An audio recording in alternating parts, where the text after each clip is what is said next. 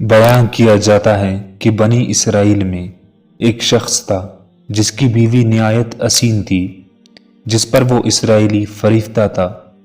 جب اس عورت کا انتقال ہو گیا تو اس اسرائیلی کو بڑا قلق ہوا اور ایک مدت تک وہ اس عورت کی قبر پر بیٹھا روتا رہا۔ اتفاقاً حضرت عیسیٰ علیہ السلام کا ادھر سے گزر ہوا تو انہوں نے اس اسرائیلی کو پریشان حال دیکھ کر اس کا سبب معلوم کیا۔ جب اسرائیلی نے اپنا واقعہ بیان کیا تو حضرت عیسیٰ علیہ السلام نے دریافت فرمایا، کیا تو چاہتا ہے کہ میں اس کو تیرے لیے زندہ کر دوں؟ اس نے عرض کیا کہ ہاں حضور، یہی میں چاہتا ہوں۔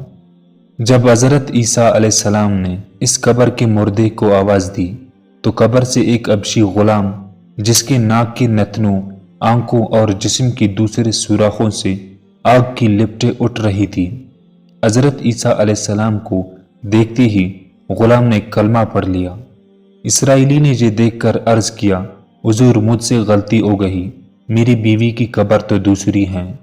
یہ سن کر حضرت عیسیٰ علیہ السلام نے حبشی کو حکم دیا کہ تم اپنی قبر میں واپس ہو جاؤ۔ وہ مردہ ہو کر گر گیا اور اس کی قبر کو مٹی سے چھپا دیا گیا۔ پھر حضرت عیسیٰ علیہ السلام نے اس دوسری قبر کی جانب توجہ فرمائی اور حکم دیا کہ اے صاحب قبر، اللہ کے حکم سے زندہ ہو جا۔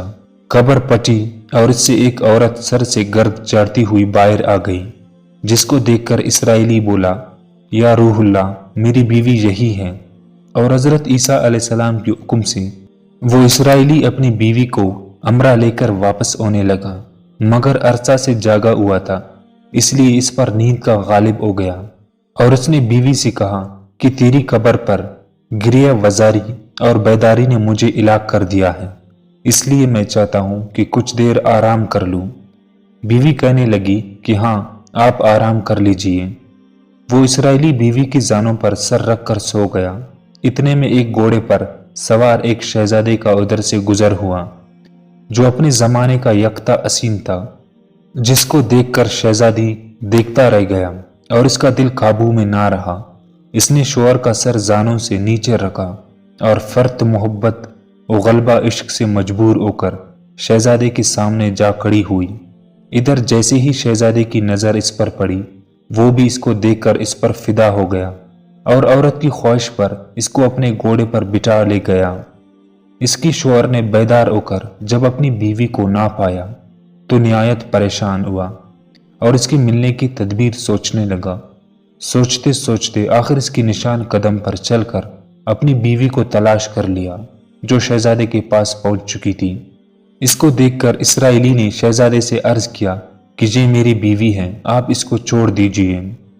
ابھی شہزادہ کچھ کہنے بھی نہ پایا تھا کہ اس عورت نے کہا، میں تیری بیوی نہیں بلکہ شہزادے کی لونڈی ہوں۔ یہ سن کر شہزادہ اسرائیلی سے کہنے لگا، کیا مجھ سے میری لونڈی کو لینا چاہتا ہے؟ اس نے کہا، خدا کی قسم، یہ میری بیوی ہے، جس کو میرے سردار حضرت عیسیٰ علیہ السلام نے مرنے کے بعد بھی میرے لیے زندہ کیا ہے۔ ابھی یہ گفتگو ہو رہی تھی کہ اتفاقاً حضرت عیسیٰ علیہ السلام بھی وہاں تشریف لے آئے، جن کو دیکھ کر اسرائیلی کہنے لگا، یا روح اللہ، کیا یہ میری وہ بیوی نہیں ہے جس کو آپ نے میرے لیے زندہ کیا ہے؟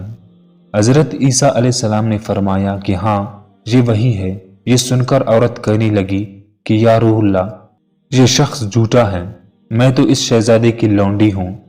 حضرت عیسیٰ علیہ السلام نے فرمایا، کیا تو وہ عورت نہیں جس کو میں نے اللہ کے حکم سے زندہ کیا ہے؟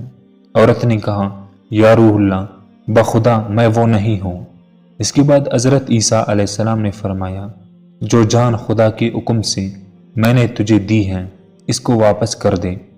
یہ سنتے ہی وہ عورت پھر مردہ ہو کر گر پڑی اور حضرت عیسیٰ علیہ السلام فرمانے لگے کہ جو شخص ایسے آدمی کو دیکھنا چاہتا ہے جو کافر مرا تھا اور زندہ ہو کر ایمان لایا، تو وہ اس حبشی غلام کو دیکھ لے جو پھر ایمان کی حالت میں مرا ہے، اور جو کوئی ایسے شخص کو دیکھنا چاہتا ہے جو مومن مرا تھا پھر اللہ نے اس کو زندہ کیا اور وہ کافر ہو کر حالت کفر میں مر گیا، تو وہ اس عورت کو دیکھ لے۔ اس واقعہ کو دیکھ کر اسرائیلی نے قسم کھائی اب کبھی نکاح نہ کروں گا، اور میدانوں کی طرف نکل گیا جہاں اللہ تعالیٰ کی عبادت میں مصروف رہ کر اسے موت آ گئی۔ اللہ تعالیٰ اس پر رحم فرمائے۔